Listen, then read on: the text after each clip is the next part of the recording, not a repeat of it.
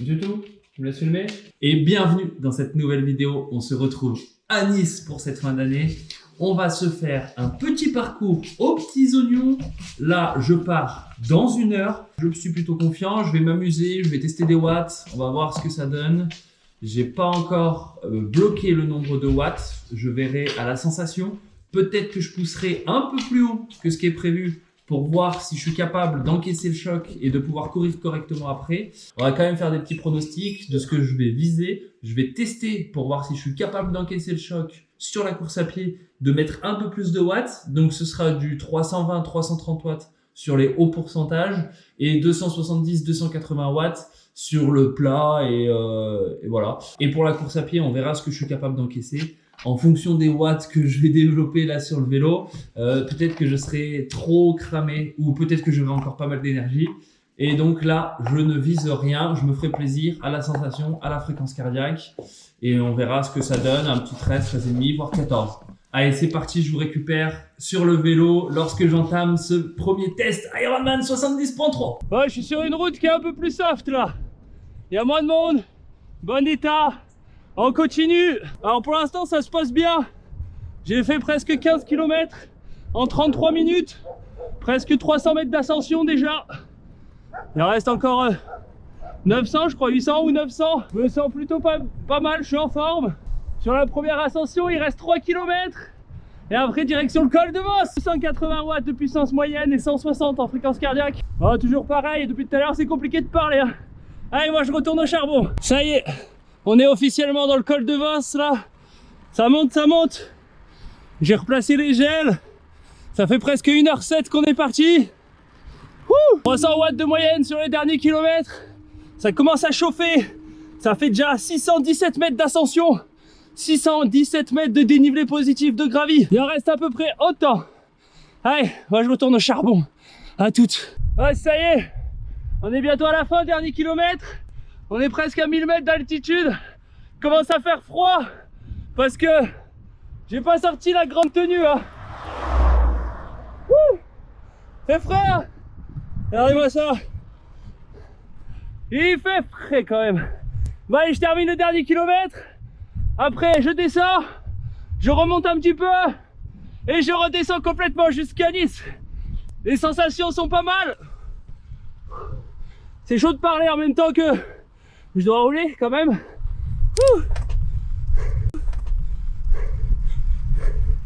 Mais bon, ça va le faire. Allez, moi je termine le dernier kilomètre et après let's go. C'est parti pour la course à pied. T-shirt ou pas t-shirt? Gants ou pas gants? Non. Gel?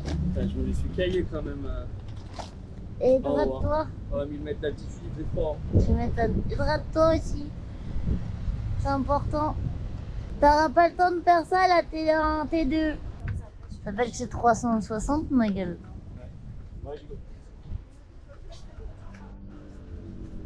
Ouais, c'est parti pour la course à pied. Ça chauffe un peu. Les cuisses sont un petit peu lourdes. Mais franchement ça va. 10 fois mieux que d'habitude. Là, sur le 3e kilomètre, 4,10 de moyenne sur ce 3e, 4,06 sur le 2e. Et on a commencé en 4,20 sur le premier, tranquille. La fréquence cardiaque, c'est pas trop mal. Alors c'est pas évident de parler, hein, mais bon, ça va, ça passe. Ouais, j'y retourne. Et je vous prends peut-être autour du 5 ou 6e kilomètre. Allez, à toutes. Bon, je viens de terminer le 10e kilomètre. On est pas mal là. On est pas mal. 10e kilomètre en 42 minutes, à peu près. La fréquence cardiaque est assez stable. Je suis plutôt content. Alors je suis à la limite de l'inconfortable pour pouvoir parler. Mais ça va. Je tiens le rythme, je suis pas mal. Et vraiment là où je suis content, c'est qu'en termes de sensations, c'est vraiment pas mal. Ça fait beaucoup de c'est pas mal en quelques secondes. Et du coup j'ai accéléré alors que je suis sur le kilomètre vent de face là. Pour équilibrer, je faisais 2 km vent de dos, 2 km vent de face. Et là vent de face, je suis à 4,05 de moyenne. On est pas mal. Allez, moi je finis et je vous récupère après.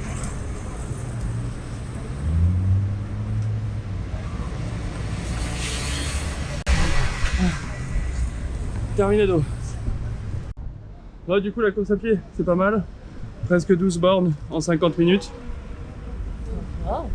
4,14 de moyenne. Là où il y a... C'est quand que j'ai fait les tests? En septembre ou en octobre? Là où en septembre ou en octobre, j'avais les mêmes sensations de fatigue, voire peut-être un peu plus dur, à 4,30 et quelques de moyenne. Donc je suis plutôt content. Du coup, je me suis permis de faire 2 km de plus. C'était pas mal. Vraiment de très bonnes sensations. Le coach il est toujours d'accord avec moi. Vraiment de très bonnes sensations, je suis vraiment content. Le vélo est un peu plus long par contre, voilà. Donc faire la perf que je visais, ça risque... ça va être compliqué. Après, du coup, je prends un peu d'avance sur la course à pied. Il va pas falloir que je prenne trop de retard sur le vélo. Voilà. Bon allez, je récupère un peu, je bois un peu d'eau, je me lave tranquille, je récup. Et je vous reprends un peu tout à l'heure. Et puis je vais manger aussi un peu, ouais. Manger, c'est pas mal. Ouais, pas mal.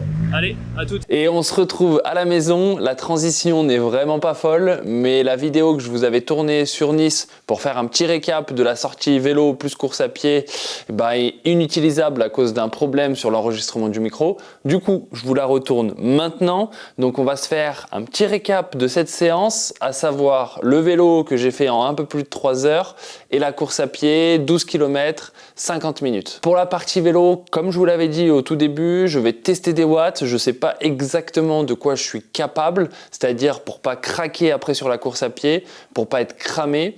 Et donc ce que j'ai fait, c'est que j'ai testé d'être à 320, 330 watts sur les pourcentages plutôt élevé, donc dès que la pente devenait très raide, 8-9%, je mettais du 330 watts. Sinon, pour le reste de la montée et de la partie plus ou moins plate, j'étais à 290-300 watts.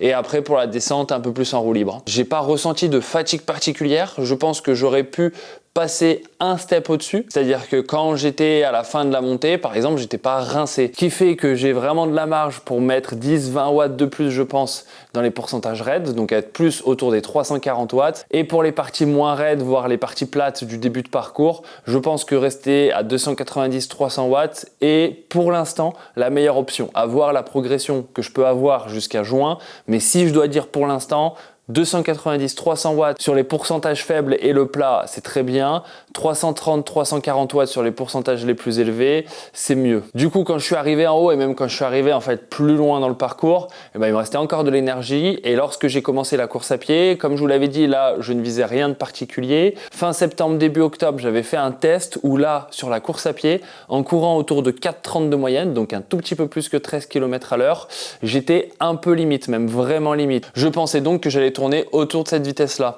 Un peu plus élevé quand même parce que j'ai senti que sur les entraînements, mon niveau s'était amélioré, mais pas beaucoup plus élevé. Et finalement, j'étais vraiment super bien puisque j'ai couru à 4,14 de moyenne.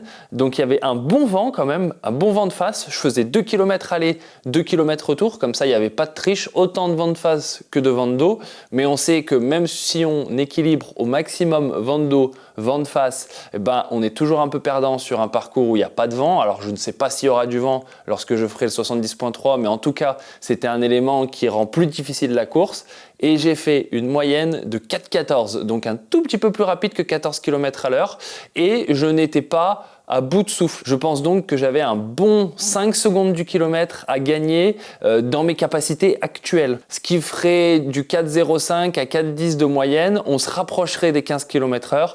Ce qui veut dire que pour le 70.3 de Nice, les 15 km/h, voire mieux, sont largement atteignables. Je le pense en tout cas. Je vais continuer de m'entraîner pour, et ce sera l'objectif, faire moins d'1h24 sur le semi-marathon. Je suis donc plutôt optimiste pour l'Ironman 70.3 de Nice. Maintenant, il me reste plus qu'à m'entraîner.